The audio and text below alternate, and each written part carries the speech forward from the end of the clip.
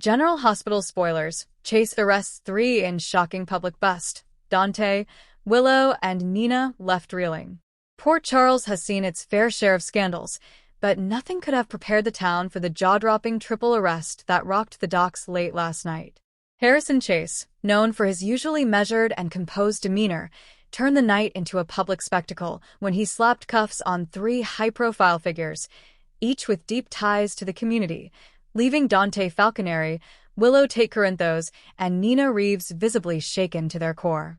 What exactly happened? Who were the unlucky 3? And why did this case seem to blow open secrets many in Port Charles thought were buried forever? Let's rewind to the beginning, because this isn't just another night on the waterfront. This is a chain reaction that will change lives permanently.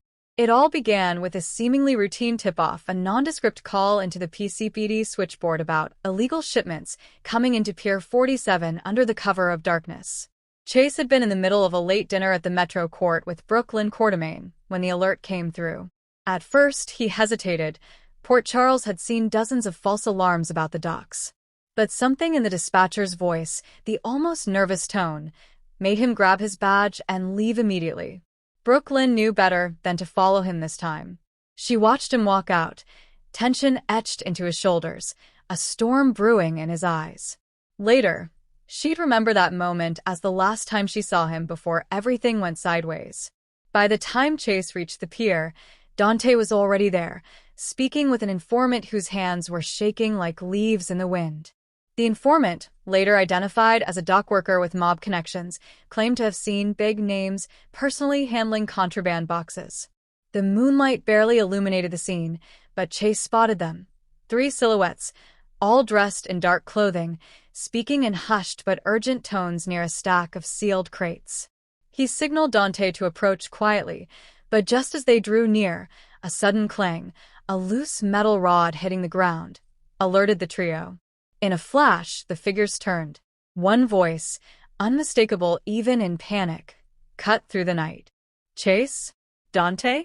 This isn't what it looks like. That voice belonged to the first of the soon-to-be arrested, and it was enough to make Dante's pulse skip.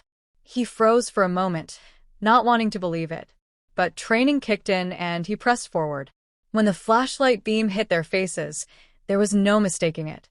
3 people, all considered untouchable in their own ways, were caught red-handed.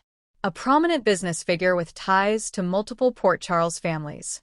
A person closely connected to Willow's world.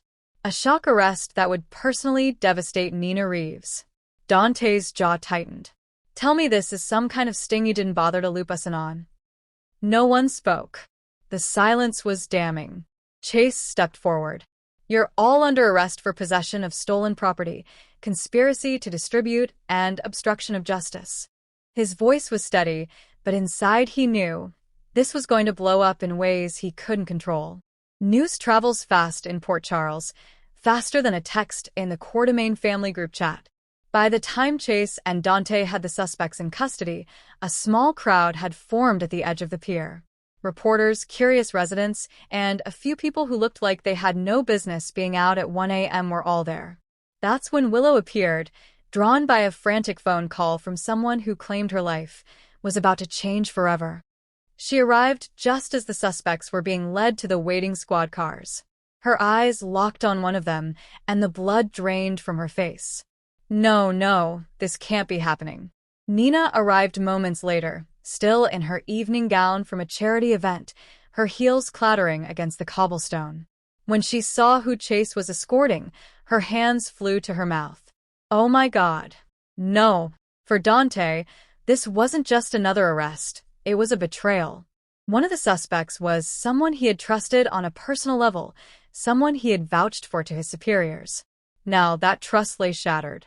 Chase, Dante said quietly as they loaded the suspects into separate vehicles. Are you sure about this? Chase didn't flinch. I didn't want to be. But we caught them in the act, Dante. The evidence is here and you know it. Dante glanced at the crates now under police seal. Whatever was inside them had the power to topple more than just reputations.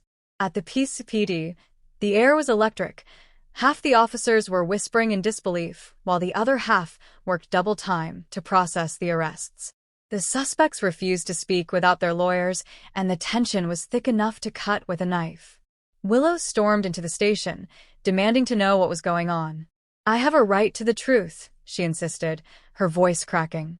"If you think this is just about charges, you're wrong. This is about destroying families."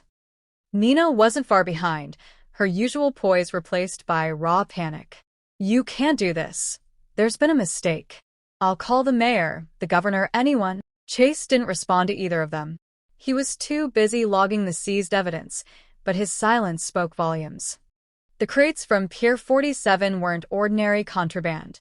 When the evidence techs pried one open, what they found made even seasoned detectives pause.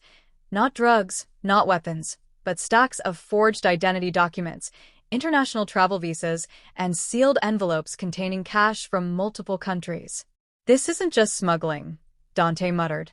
"This is an entire network." And the fact that their 3 suspects were tied to it meant this wasn't going to be handled quietly. Back at the Quartermain mansion, Brooklyn was pacing when she saw the breaking news alert on her phone. Her fork clattered to the floor as the photo loaded. Chase, in full arrest mode with the 3 suspects. She recognized at least one face instantly. "This is going to tear the city apart," she whispered. She wasn't wrong. By morning, the arrests were the lead story across every media outlet from Port Charles to New York. Reporters camped outside the PCPD, speculating on motives, charges, and possible co-conspirators. Mayor Laura Collins was forced to hold a press conference, urging the public to withhold judgment until the facts are fully known, but her measured tone did little to stop the wildfire. Willow's world was already cracking under the weight of the news. She couldn't go anywhere without whispers following her. Nina, meanwhile, was in full damage control mode, using her crimson resources to suppress certain angles of the story, but even she knew the tide was against her. Just when it seemed like the suspect's guilt was certain, a mysterious 4th figure entered the picture, someone neither Chase nor Dante had seen on the docks, but whose fingerprints were found all over the evidence. Could it be that the 3 arrested were pawns in a larger game? If so, the real mastermind was still out there, and they were counting on Port Charles tearing itself apart before the truth emerged. Later that night, Dante visited Willow at her apartment, offering what comfort he could. "I don't think this is the end of the story," he told her. "But you need to prepare yourself. Even if they're innocent, the trial by public opinion has already started."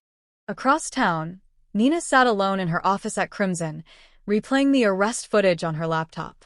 Each time she watched, she noticed something new, a glance between 2 of the suspects, a subtle handoff before the police arrived. She didn't know it yet, but those details might be the key to clearing one person's name or damning them completely. As Chase prepared his official report, he received an unmarked envelope slid under his office door. Inside was a single photograph, grainy, but clear enough to recognize the figure in it. It was the 4th conspirator, and it was someone no one in Port Charles would ever suspect. Chase's hand tightened around the photo. This changes everything.